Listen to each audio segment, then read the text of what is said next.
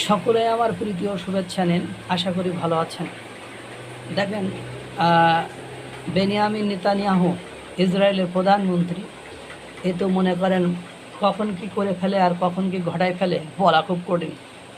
আপনারা জানেন, চুক্তি হওয়ার জন্য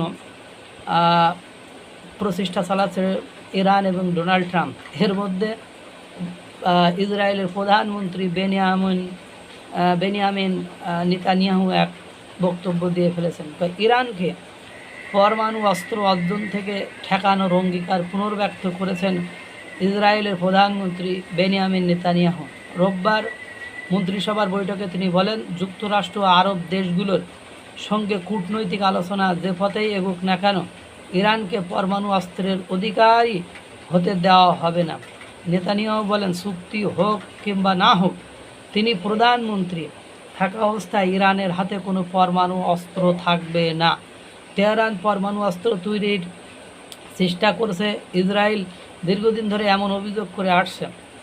অন্যদিকে ইরান বরাবরই বলে আসছে তাদের পারমাণবিক কর্মসূচি শান্তিপূর্ণ উদ্দেশ্যে পরিচালিত হবে। এখন দেখেন, এই হলো অবস্থা।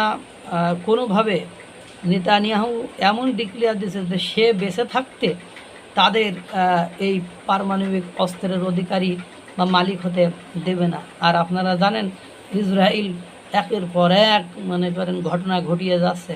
তাদেরকে থামানোর চেষ্টা যে দেশই করছে সেই দেশই তারা আক্রমণ করছে। এটা আপনারা দেখেছেন। মানে এদিকে আমেরিকা ইরানের সাথে বসে আপনার পাকিস্তানে বসে কত চুক্তি করার চেষ্টা করলো, তারপরেও দেখেন ইসরায়েল অর্থাৎ বেনিয়ামিন নেতানিয়াহু সেটা না মানার কারণে সব কিছু ভেস্তে গিয়েছিল। এখন নতুন আর ঝামেলার মধ্যে ফেলে দিল বেনিয়ামিন নেতানিয়াহু।